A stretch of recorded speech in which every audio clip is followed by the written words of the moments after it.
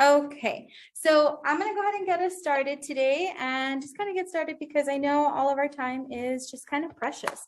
So really quickly, a real quick introduction, and we'll get into it in just a little bit more in depth and in detail of who we are.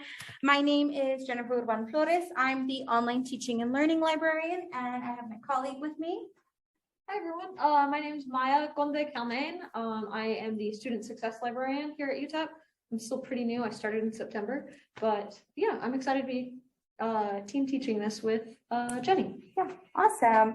Okay, and then I guess kind of as we are getting people logged on as well, if I can have you just kind of tell me what disciplines you guys are coming from, and then for those of you that are on chat, if you wouldn't mind typing it in, just tell me what subjects, what departments you're coming from, master's, PhD. I would really appreciate that. Now we can kind of get a feel for the room. Okay, so do you guys mind telling me where you're coming from? Where are you coming from? My name is Akindele. Doing a doctorate in education. Awesome. Education administration. Very cool. I'm your librarian, so nice to meet you. And then folks back there, where are you guys coming from? I'm coming from multidisciplinary, interdisciplinary outside of Chicano studies and the intelligence and national security. Wow, very cool. Awesome. And then you? Also as well, I'm from the Department of Doctoral Education and Research. Very cool. Awesome. Well, welcome guys. And then for those of you that are on chat, let's go ahead and see. EDD history. Oh, I'm sorry, Maya. I was just gonna say, I think I'm your librarian because I'm the Latin American and Border Studies librarian. Okay. So yeah.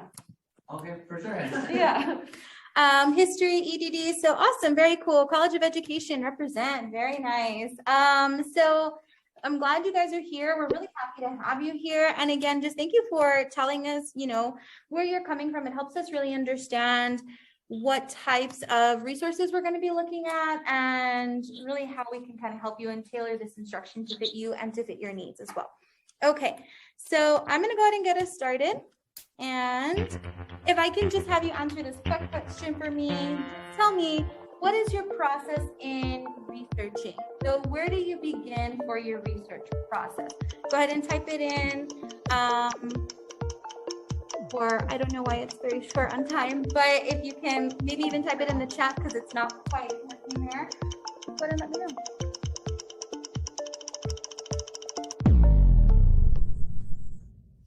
Okay, so my apologies. I don't know why that question was super short on time. That should not happen because normally these questions go for about like 3 minutes. So my apologies, folks. For those of you that are online, if you wouldn't mind, maybe, I know, I'm sorry, Arely, that was really fast. If you can just kind of type in this question, what's your first step in your research process? Where do you begin? And then for you guys here, where do you begin your research? What does that look like for you? How do you start conducting research? Google, okay, right. Google, the library catalog. So just type in what the topic is about. That's where I start. Yeah, for sure. That's fair, right? I don't know if anyone else does that here. If you just kind of start with Google.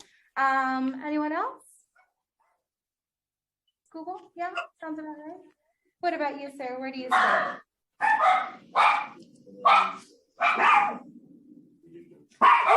For sure. Reading journals through, yeah. Research, Google Scholar, literature reviews. Yeah, that seems kind of about the same thing. Maya, where did you start your research?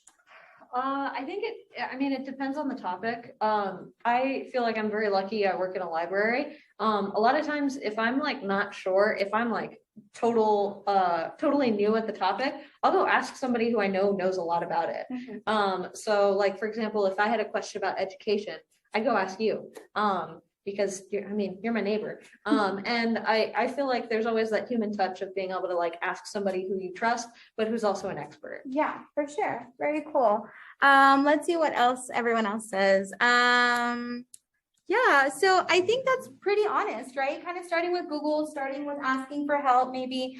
The reason why I started with this question is because I was thinking about my experience when I was working on my master's in history, right? And so I was thinking about my colleagues, I was thinking about the people that I knew. And from what I remember, it was very much, I want to start researching first, finding these sources, finding these articles. And then once I find all of that, then I can kind of start developing my research question, right? So almost kind of working in reverse. But the reality is that we need a bit of a research question, right? We need to be able to guide us.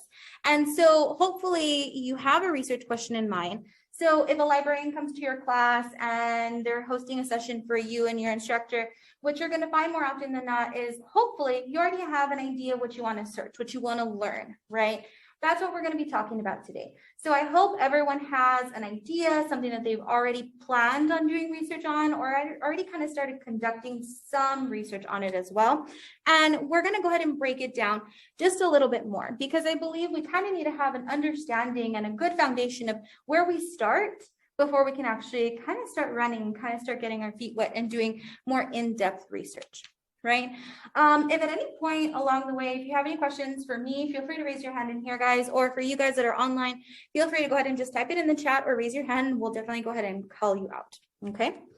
So, and again, kind of getting into those introductions, like I promised, here is who we are. So Maya, I don't know if you want to briefly talk about yourself. Sure. So I'm being a little bit silly when I say why I became a librarian, because I felt like it. I actually, my first job at a library, I was an undergraduate and I was studying history, and I really enjoyed working at the library, and I just felt like there was such a sense of like helping each other.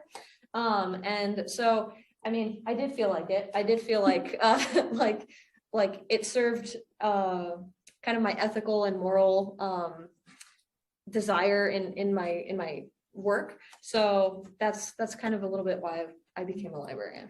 Very nice. Awesome. And so for me, and I have it written down here, I felt like it was a really great combination of my love of both researching and teaching. And for those of you that have maybe come to these programs before, I was a teacher for 5 years, right? But I also have a master's in history. So I did do a lot of research while I was a student, and then also while I was working on my library science degree as well. So I felt like librarianship was like a great combination, right? I get to teach you guys and I get to help you find stuff. And that's like the best part. Okay. So with that said, here's kind of like an overview of what we're going to talk about today. And I know we only have an hour, so this is really important because we are going to kind of steam right on through. And there's a lot of things that I want us to be able to do in a short amount of time, because this is the brown bag series.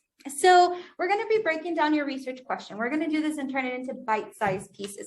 Hence why you guys can come in here, kind of have lunch and kind of join us in your lunch hour.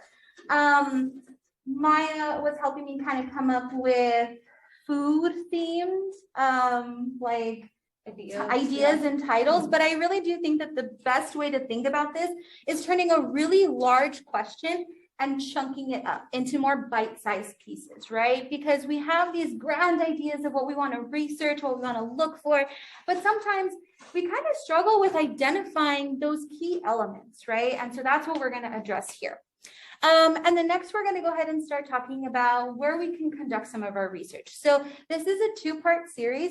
Today, we are going to talk specifically about MinerQuest. So we're only going to go ahead and go over MinerQuest. In next week's series, we're going to start looking a little bit more into subject-specific databases. So if you're here for the College of Education, or if you're here from Interdisciplinary Studies, we're going to be looking at a few more of those very specific ones.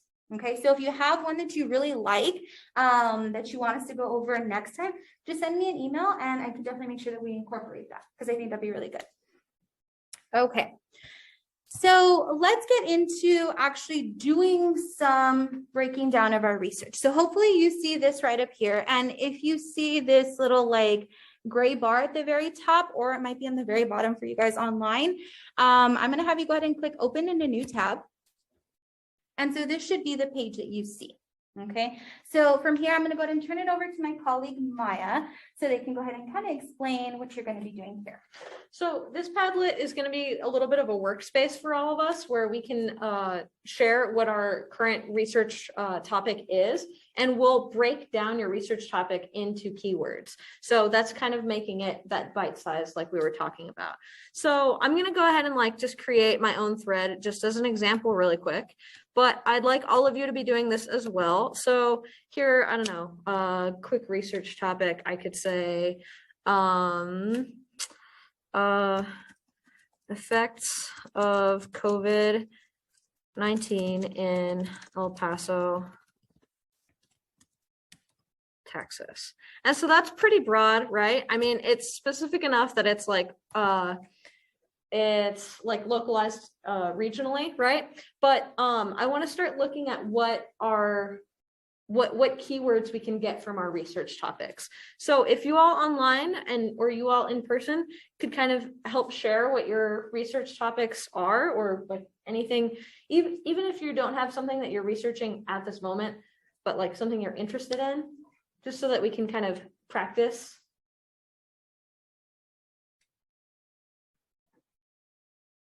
And I'll give you all a few minutes to go ahead and then I dropped the link in the chat. okay. Yeah, and the link has also been dropped in the chat. So if you're not following along on quizzes, you can still find the link in the chat. Okay, so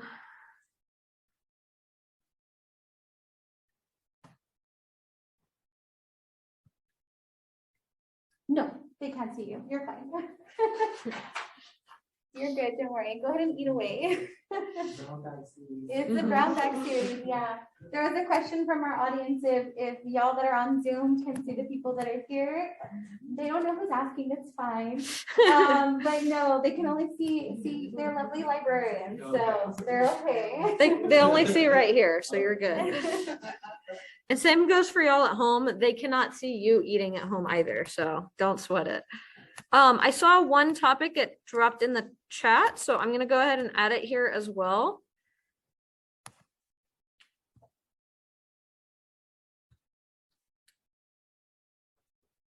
All right, we have at least a few up. Was there anybody here that wasn't able to connect online that wanted to share yours so that we can put it up on the board as well? I've written something down. Okay, sure. Would you like me to type it on? Okay, sure. So it was this line right here, right? Yeah. Okay, awesome. I'll go ahead and add it. Let's see. So some of these are really awesome. Let's go to here. Hidden curriculum in first year seminar that informs social identity, social learning theory and juvenile, the impact of college sexual violence and campus-based advocacy service available to survivors. Wow, these are great, folks. So yeah, if you have your topic, go ahead and drop it in here. Maya's going to go ahead and help one of our in-person participants get this up online as well. Okay. And you know, folks, I think this is really great too, because we're so many different disciplines that are present here. So whether it's education or history or whatever, you can really see all the different subjects and really kind of seeing what your fellow graduate students are working on. And I think that's really exciting. Definitely. Being in this multidisciplinary space. Oh yeah. So let's go ahead and try breaking down. I'm going to pick one of these topics and break it down together, but then I'd like for you each to do this on your own topic as well. So I'm going to go ahead and take this college readiness one and its effectiveness for African American students in El Paso, and try to think of like, what are the key concepts that we're looking at in this research topic? Because oftentimes search engines don't want a full research topic, right? If you say, you know, like this whole phrase in a Google search or in a MinerQuest search, you're not going to get as many good results. So if we break it down into the keywords, we can both broaden or narrow our results a lot better. So I'm going to go ahead and break this down. I think for a good first one would probably be college readiness. So that would be one keyword. I'd probably say, maybe success or something, because here it's saying like effectiveness for African American students. I'd definitely add let me make sure I'm spelling everything right. African American students, and probably El Paso. So here's my quick breakdown. So these would be all the different keywords that I'd use. And then if you want to take this a step further, you can start finding synonyms for these different keywords that you've broken up, right? So college readiness, what does college readiness look like? What can you give me any more background on that?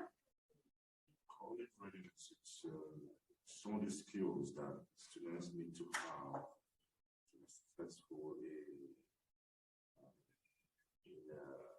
creating awarding institutes without,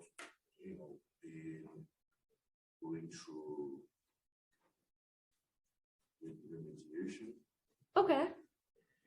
Okay, so can we think of another term that would maybe kind of mean or bring up some of the same tactics that you're talking about? So maybe something like college preparedness or college, I don't know, I'm trying to think of like, or even programs that do that. Like, would you say like AP classes or advanced placement classes count, or? Advanced placement might give you different together. Okay, Because they're not really the same. sure. College readiness could be, let's say,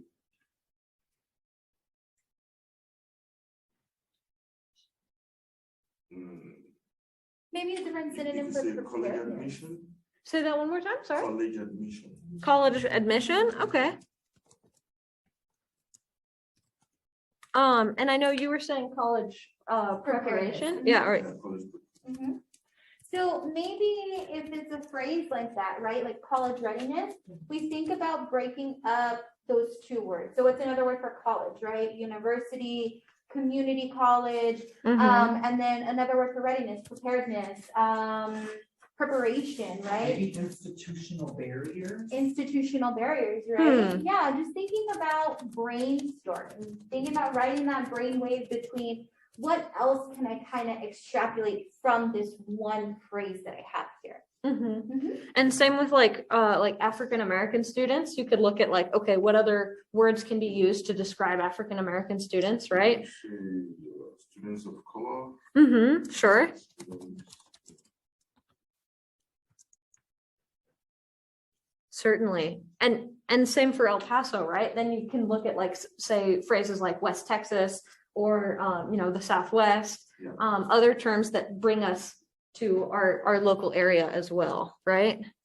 And sometimes, and this is like true for every kind of subject, whether it's education, humanities, or even like a social science, maybe when you have those geographic restrictions, it's too narrow, right? So if we're talking about specifically El Paso, maybe that works, but maybe we need to broaden it up to like Texas, right? College preparedness amongst African-American students in Texas, right? So just kind of always be ready to pivot and see what's out there, because you never know what you're gonna find. And the research process isn't linear, right? Because sometimes you like start with a particular research question, and the more you research, the more you kind of get like, you get more questions, or you realize, like Jenny was saying, you sometimes find that like there's not enough information about that, or that the topic you picked was too broad. But you had a question there in the back? Yes, so I mean, mine is the lat crit and intel and security one, Okay. but being so that it's so multidisciplinary in its nature, you can't find a lot of things on the intel discipline as it is. So, especially as it relates to education. So where do you, I guess that, how do you, like, what do you do when you have that gap? That's a good question. Okay, so can you tell me more about like, what do you mean when you say lat crit? So Latino critical race theory. Okay, So we're, specifically, yeah. yes, so unorthodox kind of approaches to how we look at the domestic and international sphere as it relates to people of color. I see. Uh-huh. And I guess it's like, it turns into a question of like, are we talking about now? Are we talking about historically? Are we talking about? What I'm trying to do is I guess for my research, I'm trying to add more Latino critical race theory to the intelligence studies, like literature. I guess what I'm saying is undefined what I'm looking for. Sure. Maybe Hispanic students, the placings on the intelligence and security education aspect, and what's publicly available known information. Sure. And so are you looking for, is your question more aimed at like, okay, how do I expand the keywords here, or what synonyms do I look for? Or are you look? So if that's too broad, how, like, do I expand it upon more? Like, do I, 'Cause that's so broad, right? It is, yeah, and that's why I was like, do you mean now? Do you mean historically? Do you Right. mean here in El Paso? Do you mean across the border? And are you talking about only the US and Mexico border, or are you talking about borders like say with Mexico and other countries south of Mexico? Right. Do you know what I mean? Like, So for thinking about expanding a question like this, right, that is both broad and extremely specific too, right? Maybe you also kind of need to expand for your literature review, your foundational understanding of it. So when you're talking about Latino critical race theory, maybe it's just critical race theory in general and the pedagogy around that, Okay. and then see what those sources tell you. Pull from there, and you can kind of start deducing your keywords, different subjects, things like that. Does that make sense? Yeah, Yes. awesome. all right, I just want to double check. Were there any other ideas from the chat or? From the chat, no. Okay.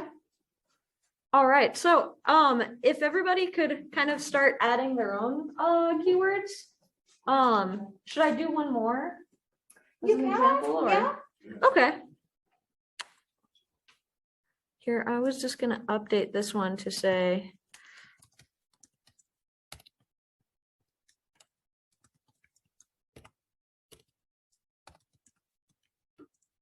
All right.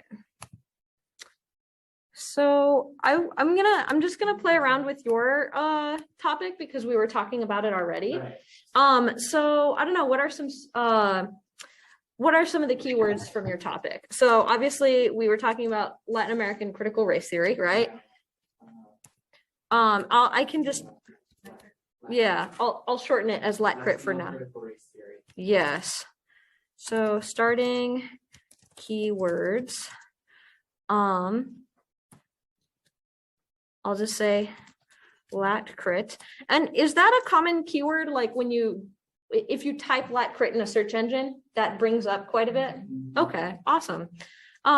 So lat crit, intelligence and security. I guess, I don't know. How would you separate intelligence and security, or would you put those together as a keyword? Because you separate them. Separate them? Okay. So intelligence and security. Okay. I always tell my students that I interact with, and something that I learned from one of my professors was that you cannot have your research you cannot change the research to shape your question. You can only change your question to shape your research, right? So if I'm putting in all of these terms and if I'm looking for things, but I can't find anything, then maybe it's my question that's wrong. Maybe I'm asking the wrong things, and maybe I need to rework it. And this is a great way to do that. Because you can't just manifest information to be out there, right? Mhm. Exactly. Yeah. So yeah, great points, Jenny. Do we have any questions from anyone here in person or even on the chat for those of you that are on chat? Say that one more time. Modify your question, correct? Exactly. Yeah. The way you're finding. Exactly. And I feel like that's really necessary. For those of you online, one of our participants in person asked if you should keep modifying your question. And yes, absolutely. Like we're saying, research is not a linear process. Sometimes you find yourself halfway through the research process and you're like, hold on a second. I think I need to rethink this question because I'm not finding the research that I'm expecting, or I found an answer that I didn't expect. And then you need to kind of rework your question for sure. All right. Okay. Should we move on to the next part? Yeah, I think so. Awesome.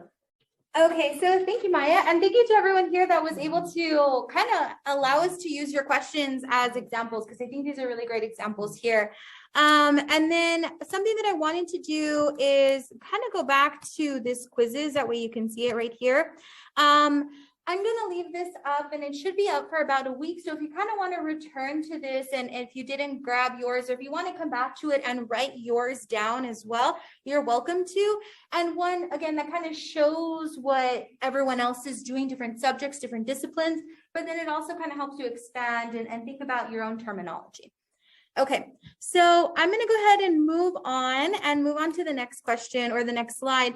And so this that I have right here is a worksheet. And so it can be very helpful to you. It's the process that we did. So if I click on tiny URL, it should take me there. As long as I'm logged into my UTEP or I have access to my account. This is the research question breakdown. So when we get invited into your classes or when we do this in sessions, more often than not, this is what we bring. Okay, so we took this and we did it in a Padlet. So we did it so we can kind of see everyone else's, but this is a form for you. Okay, you can feel free to use this. You can share this with your classmates. And then I can definitely go ahead and kind of send it out to all of the participants as well. But this is a great resource for you. So it'd be the same thing. You would take your question and you would break it down into your main concepts. And then you would just come up with your synonyms. Okay. I highly suggest that you save this. Go ahead and download it, save it. And this is something that you can use in whatever classes you're taking right now, or even in your future classes. Maybe even when it comes to working on your thesis and your dissertation, this is a great place for you to kind of start thinking about those questions and thinking about how your research can kind of be shaped by your questions that you're asking. Okay. So I can also kind of drop this in the chat. Let me see. Can I share that document? Yes. Let me go ahead and share it. You got it, Maya? Okay. Maya's going to go ahead and drop it in the chat for you guys.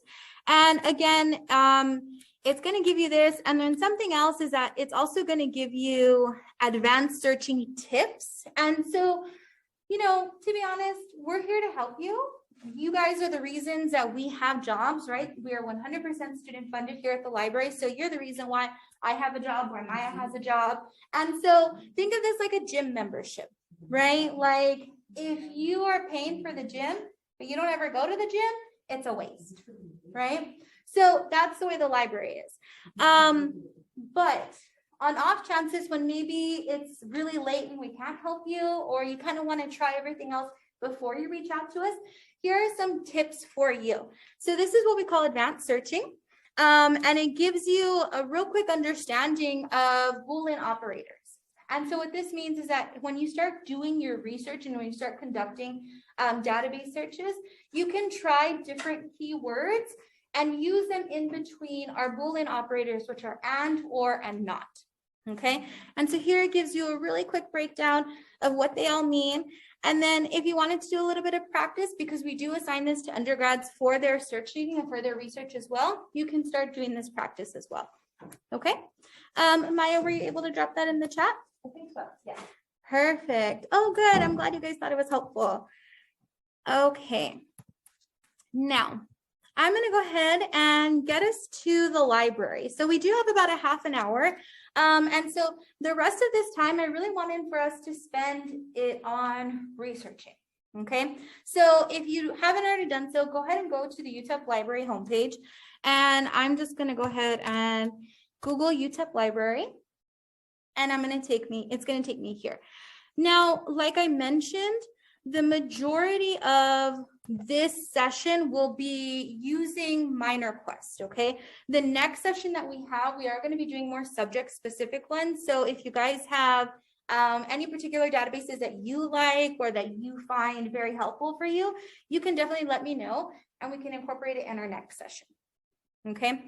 But I have the UTEP library homepage up, and then because this is a spiel that I feel every student should know, and I know some of us are either new to the university, maybe you didn't get your undergrad here, there are a couple things that I would like to highlight before we even get into doing some searching, okay?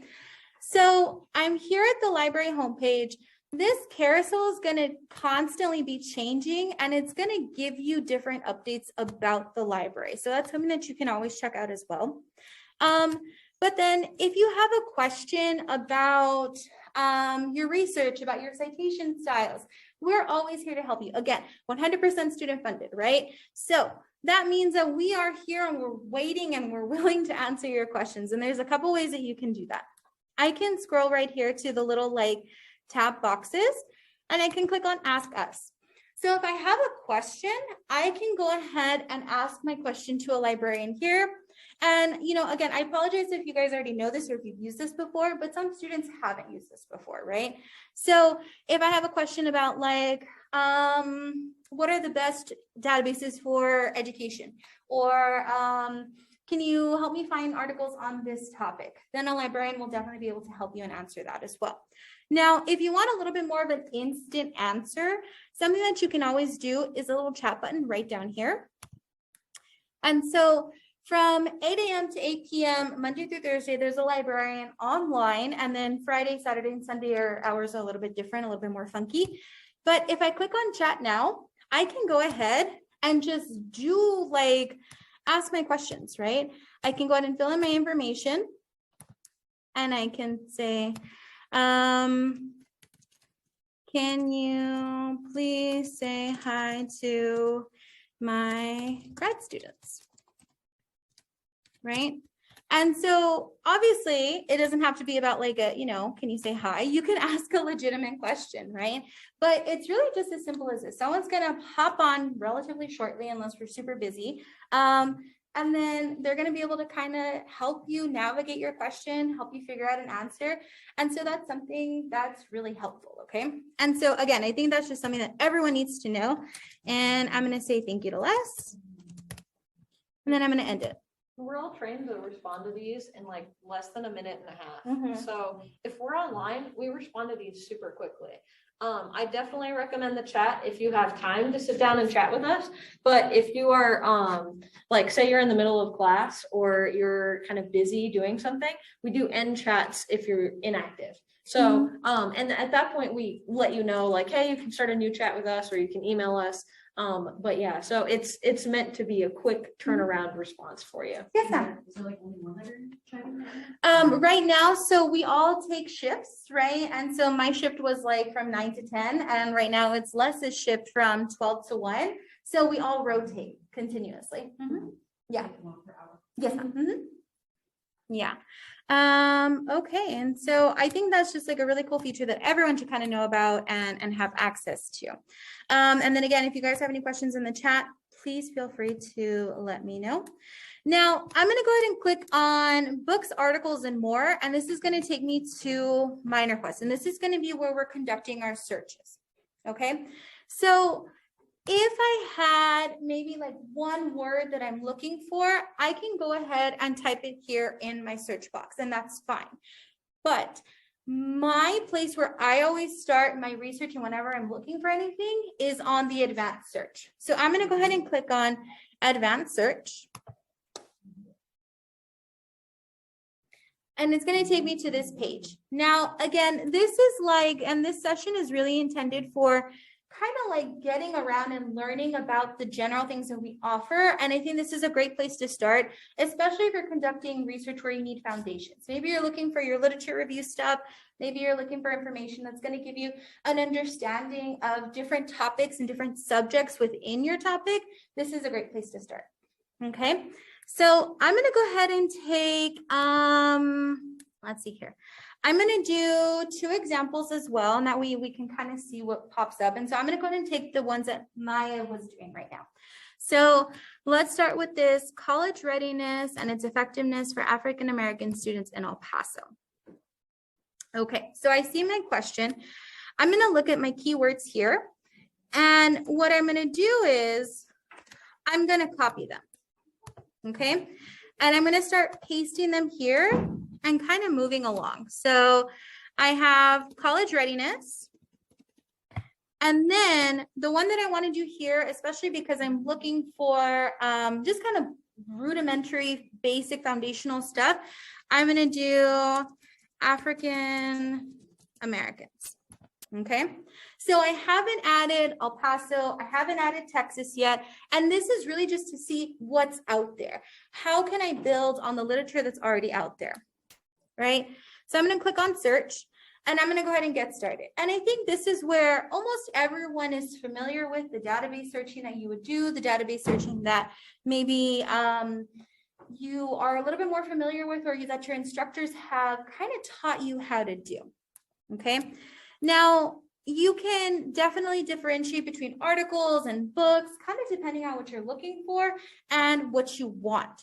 So I can do that by going to my Refine My Results section, and I'm going to click on Available Online, and I want to do peer reviewed. Now, if you want a hard copy, whether it's an article, a book, you can definitely come into the library. You don't have to click Available Online, but for me, I'm the online teaching and learning librarian. I live online, right? So I'm going to click Available Online, and then under source type, I'm going to go ahead and click on articles. Now, something that I think is really important for all students to kind of know about and be aware of is your publication dates. Now, especially if you're talking about a topic that's so timely or that's so recent, having information from 1900 isn't going to help me, right? So I want to make sure that I'm looking within a good enough time span. So my general rule, and I feel maybe like everyone has a different time period, I try to stick to the last 10 years. If you are in the health sciences, I know nursing, for example, y'all only do about 5 years, so you would do like 2017. But I think for almost everyone else, kind of depending on what you're looking for in your information, 10 years is like a good enough benchmark. Okay, so I've applied my filters, and then I'm just going to run my search. And so I've already narrowed it down from about 500 to 159 just by putting on those filters. So again, this is really helping me find and see what is out there so I can start building and saving my sources. Okay. Let me see here. Let's say this article sounds really good to me, and it may not sound good to you, but I'm going to use it as an example. Okay. So I'm going to go ahead and click on this one right here. There's a couple of things that I want to point out because I think they're worth mentioning to even help you find additional information. Okay. So I can go ahead and click on Sage Journals, and it's going to open up. It's going to take me to the article. I can read it online, not a problem. Right. But again, you guys are grad students. Your time is limited. Some of you may have full-time jobs. Some of you may have kids at home, right? So you want to make sure that you are getting the biggest bang for your buck. So I can scroll down and I can see my different subjects that are here. So when thinking about those synonyms or those other keyword terms that I can use, I can go ahead and click on here on any one of these to see what else I can find, what else I can add. And so maybe I hadn't thought about counseling, right? Or maybe when I'm trying to think about different synonyms and different terms, I'm going to include urban schools, right? So really kind of getting a good feel of what's out there. Your subjects are definitely a great place to start. And then next up, most articles will have the description. They'll either have a description or a summary. So here again, because my time is precious, your time is precious, I can read this.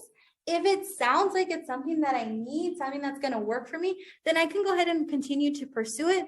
Or I can be like, oh, I don't know about this. I don't think this is going to work for me. Okay. Does that make sense? Yeah. And so again, I apologize if this is something that you guys already know how to do, but I think it's a really good place to kind of start. And if you're thinking about maybe this is your first year in grad school, you're trying to figure out everything that's available to you, this is a great place to start. And then something else that I think is also worth mentioning, you'll see these little arrows, right? And hopefully you can kind of see them right here.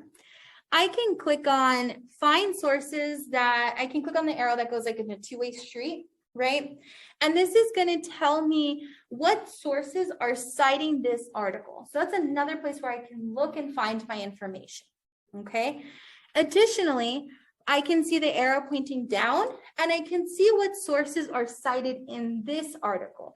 So again, I am finding additional information. I'm finding things that maybe I hadn't thought of, or things that are going to be like true gems in helping me build my literature review and helping me find information. Okay. Are there any questions on this? Yes, I have a question. Okay. My question is, when you are searching for materials, and you've seen like, let's say you've seen about 20-25 materials that you want on a particular subject, Mhm. and then you kind of pin them down to that line from there. Right here, Right, so if you want to go for, and then you come up in another time, you want to get materials for another subject entirely, Mhm. and you pin them, you want to pin them. Mhm. If you pin them, are they going to be on, or are they going to be in a particular? Like folder? Yes, folder. So the question is, he has gone through multiple searches. You found a bunch of different things. He saves them by clicking this little pin button right here. So if I click on that, it's going to save to my documents. Can I find or can I add it in different places? Yeah. Right? So I think the biggest thing, and this is something that every student, faculty, staff has access to, including alumni, I would suggest using RefWorks. Have you heard of RefWorks? Yeah, I've seen it, but I don't know what. So let me go ahead and kind of walk you through RefWorks really fast. So I click on this one. I really like it. I think it's perfect for me. I'm going to go ahead and click on this button right here that says RefWorks. So this is a citation management tool. Okay. Every student has access to RefWorks for free. You don't need to pay for it. Okay. I'm going to click on RefWorks. I've done some searching. I want to export this and save it into my different folders. So I'm going to go ahead and click export to new RefWorks. For me, I already have my account, so I'm logged in. You guys, if you haven't done it, you would need to set up your own accounts. Okay, so you would do that by logging in with your institutional email, your @Miners email, and just setting up a password. So here, I can go ahead and import it generally, or I can save it to my folders. Okay, you can create folders for every class that you're in. So let's say EDA 95, right? If you have that class, you can create a folder for that class. It's up to you. But for me, I have my two folders because I'm working on a publication currently, and then I have my practice that I show my students on. So I'm going to go ahead and save this to my practice. And I'm going to import that, and I can save it by different subjects. I can save it by different like themes that I'm looking under. And then I go to my folders, I find my practice materials, and it's all right here. Okay. And it's going to save my citations for me so that when I want to go back and look for it, I can go ahead and just click find this item at the UTEP library, and it's going to take me back directly to my catalog entry. Okay, does that help? Yeah, does that make sense? Yeah. Okay. Yes, of course. And again, it's free, folks. So highly suggest that you use it. If you need any help figuring that out, let us know. We're happy to help you with that. Okay.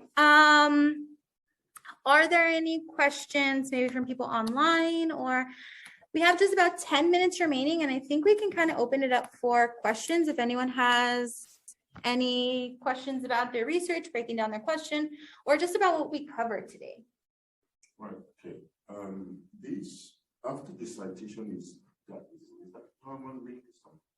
This one right here, the permalink. Yeah, what is it for? So the permalink, if I were to take this URL, okay, the question is about what does permalink mean? So if I were to take this URL and let's say I copy it, and then I just want to save it into, maybe you're just kind of collecting your resources right now and you're going to save it right here. So if I just paste it right there, it may not take me back directly to this entry. And that's because URLs may change based on your location, based on the day, based on the time, or they can just plain old expire, right? If I locate the permalink or permanent link, it's going to bring me back directly to this site. No matter what. No matter what. So I can go ahead and copy this, and maybe you're just kind of working on a Word document. Maybe you're kind of filling in your citations as you go along. You just copy that, and it's going to always take you back to this record. Or you want to say you want to share this record with a classmate or a colleague that you're working on the paper with, then you could send it to them, and you know it will work for them no matter where they are, or no matter like I don't know, say sometimes our licenses expire or something, it'll still bring you back to this record. Exactly. So you have to like manually take it and save it on a Word document? You don't have to, but that's if you're just trying to share it or maybe save it to certain places. Yeah, it doesn't have to be in a Word document, but a permalink that was just an example Yeah. that Jenny showed you. It can be shared in any way, Yeah. through email or chat or anything else. Does that help? Yeah. Awesome. Are there any questions from people online? You guys back here? Did we go over anything too fast or anything we can help you with? No? You know what, I was looking at the book, Uh-huh. thing at the catalog in the library, and it cites it for us. Yes. APL, MLA, I'm no longer having to struggle manually, this has changed my life. You have to be careful because Right? sometimes, Yeah. sometimes, you know, I think we're using edition 7 now, APA 7. So sometimes the ones that you have there Right, is expired. You have to update them. right. Or they have like, they didn't capitalize things correctly, but at least it's a starting point, Yes. right? Yeah, for sure. So, and then for those of you that are online that maybe didn't hear his question, he was commenting on how the citation tool right here, super easy, life changer, game changer for real, right? Again, I can go ahead and just take this. I can choose whatever style. I know most of us do APA. I know there's a history person in here, so shout out to them. And I know you do Chicago style, so there you go. However, you always want to double check these. Sometimes there is a something should be italicized and it's not, something there's a missed period. So you always want to kind of double check that. But, and then this is something that I recently learned too. If I export this to RefWorks, right? RefWorks also creates a bibliography for me. Okay. So I'm here on my RefWorks. I can go ahead and click create bibliography and it's going to generate it for me. I can choose my edition. I can choose MLA. I can choose APA, right? So I can do APA. I can pick the most recent one, which is 7th edition, right? And it's going to generate it, or maybe not right now because it's not working. But I can go ahead and click on that and it should pop up. Okay. Again, I don't know why it's not working right now, but it usually works. Again, technology doesn't work sometimes, but it's there. And that's a really great tool and a really great function. But again, you always want to kind of double check that because you're right. Sometimes it could be wrong. Also, if any of you all want kind of a more in-depth walkthrough with RefWorks, it's a great tool. I'd say for anybody, but especially for grad students. If you're doing a ton of research and you have different papers you're working on, having the ability to put them in folders and to create these long bibliographies is so much more helpful than sitting there on citation machine and hitting copy, paste, copy, paste, copy, paste over and over again, or writing, goodness forbid, writing them all manually. That just sounds exhausting to me. Yeah, so if you all, Oh no. oh no. It's No, it's that- not. Yeah. that sounds exhausting. I'm sorry. But yeah, so if any of you want to run down on RefWorks, please feel free to reach out to us. You could meet with us on one-on-one sessions. I know we've done RefWorks workshops in the past. But yeah, it's a great tool. Highly recommend it. Okay, I mean, I don't see any questions or nothing's kind of coming up in chat. So if you all don't have any questions, I just thank you for being here. Thank you for your time. Next week, we are going to be going over a little bit again, the research question breakdown, and then we're going to be addressing some of the subject specific databases. So again, if there's something that you really like or someone that you want us to check out, we can definitely go ahead and do that for you. And I really just kind of help you pull some stuff up. Okay. So again, thank you guys for being here. Thank you to all my online people. I really appreciate it. And thank you guys for being here and being present. So thank you. And if you are ready to go, folks, you're welcome to log off. Thank you. Thank you.